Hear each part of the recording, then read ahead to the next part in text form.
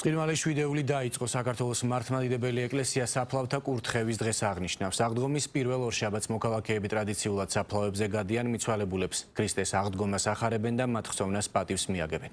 დილიდან ხალხმრავლობა იყო ძმათა სასაფლაოებზეც. სამშობლოსათვის თავდადებული გმირების ოჯახის წევრებთან ერთად მუხათგვერდში იმყოფებოდნენ ხელისუფლების წარმომადგენლებიც. სასულიერო პირებმა კი დაღუპულთა სულის მოსახსენებელი პანაშვიდი გადაიხადეს. მთელი დღის განმავლობაში საზოგადოებრივი ტრანსპორტი მოქალაქეებს უფასოდ ემსახურებოდა. როგორც გმირისე წავიდა მგებიდან, სამშობლოს სიყვარულში წავიდა. შეწერა თავი.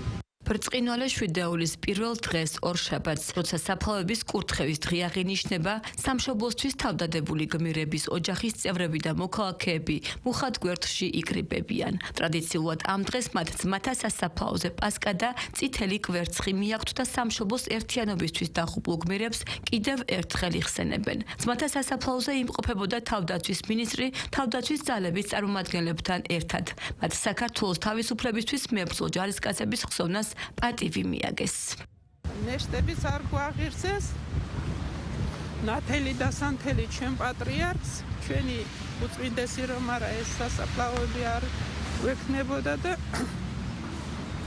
ნათელში იყო ჩვენი პატრიარქი, ჩვენი შვილებიც მასთან ერთად. ამათ თავგანწირვას შედეგი მოეტანოს ჩვენი ქვეყნისთვის და სრულიად საქართველოსთვის. ეს ჩვენი ადათ-წესია და ჩვენმა წინაპრებმა დაგვიტოვეს ეს ძვირფასი ტრადიცია, რომ ჩვენს მიცვალებულებს პატივი მივაგოთ, მაგალითი მივცეთ უფროსებმა უმცროსებს. აღდგომის მეორე დღეს გარდაცვლილთა ოჯახის წევრებს საფლავზე ტრადიციულად წითელი კვერცხი და პასკა გააქვთ. მორწმუნეები ამ ფორმით გარდაცვლილ ახლობლებს ბრწყინვალე აღდგომის დღესასწაულს ულოცავენ. სასულიერო პირების განმარტებით აღდგომის შემდეგ მთელი კვირა არის სიხარულის და საფლავზე გასვლა არ უნდა იყოს დაკავშირებული გლოვასთან.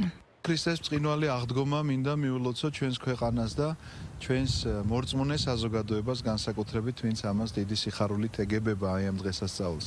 ქრისტე აღდგა, ჭეშმარიტად აღდგა. კვირას რადგანაც აღდგომას დღესასწაულობთ, ორშაბათს გავდივართ, რომ მიცვალებულებსაც ვახაროთ ჩვენი, ესე იგი, აი სიხარული, ჩვენი სიხარული მათაც გადავცეთ.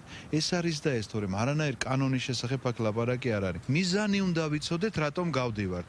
თუ ვინმე აღდგომის დღეებში გადის გლოვისთვის, შეცდომაშია. ეს არის სიხარულის დღესასწაული, ეს არის რომ ღმერთი არის ცოცხალთა და არა მკვდართა, ეს იმას ნიშნავს, რომ ღმერთისთვის ყველა ცოცხალია, შესაბამისად ჩვენს მიცვალებულებს უნდა ვახაროთ ქრისტეს აღდგომის დღესასწაული, ეს არის მიზანი და მეტი სხვა არაფერი. ყოველ წელსხობა ჩვენ ორშაბათს მოვდივართ და ამით პატივს მივაგებთ მიცვალებულებს. მე პირადად ძმა მყავს გარდაცვლილი და რაიცი ყოველ ორშაბათს ხომე პასკა, ყვავილები და ესე კვერცხი მოგგვაქვს ხოლმე და შესაბამისად სანთელს ვანთებს და როგორც წესია ულოცავთ ხოლმე ასე აღდგომას და ვახარებთ რომ ქრისტე აღდგა და სიცოცხლემ გაიმარჯვა სიკვდილზე. ბრწყინვალე შვიდეულის ორშაბათს მოღვაწეულ მთავრებმა სიონის საკათედრო ტაძარში უწმიდესის სულის მოსახსენებელი პანაშვიდი გადაიხადეს.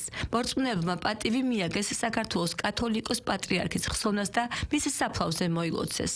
ემოციური იყო დღევანდელი დღე მრევლის ნაწილისთვის. მათი თქმით, თითქმის ნახევარი საუკუნის შემდეგ პირველი აღდგომა უწმიდესისა და უნეტარესის საქართველოს კათოლიკოს პატრიარქის ილია მეორის გარეშე.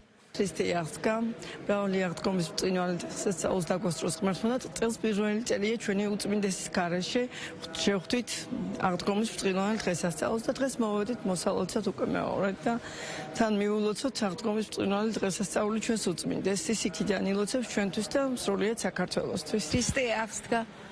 გილოცავს თქვენ და ულოცავს სრულიად საქართველოს და ზეიმის დღეებია მართლმადიდებელი სამყაროსთვის. მიცვალებულებს მოულოცე აღდგომის ბრწყინვალე დღესასწაულს და ახლა შემოვიარე რომ პატრიარქსაც მოულოცო ჩვენ საყვარელს საყვარლეს და მისი ლოცვა კურთხეობა აუცილებლად შეეწევა საქართველოს და თითოეულ ჩვენთაგანს.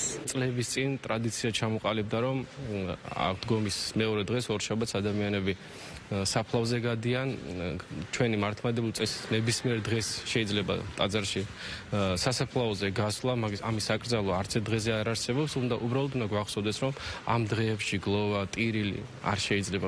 ბრწყინვალე აღდგომის დღესასწაულთან დაკავშირებით საზოგადოებრივი ტრანსპორტი დედაქალაქის მასშტაბით საგანგებო რეჟიმით მუშაობდა. თბილისის მერიის გადაწყვეტილებით გაიზარდა როგორც საზოგადოებრივი ტრანსპორტის სამუშაო საათები, ასევე დაემატა 10-მდე დროებითი მარშრუტი. მგზავრებს 2 დღის განმავლობაში 12 და 13 აპრილს საზოგადოებრივი ტრანსპორტით გადაადგილება უფასოდ შეეძლოთ.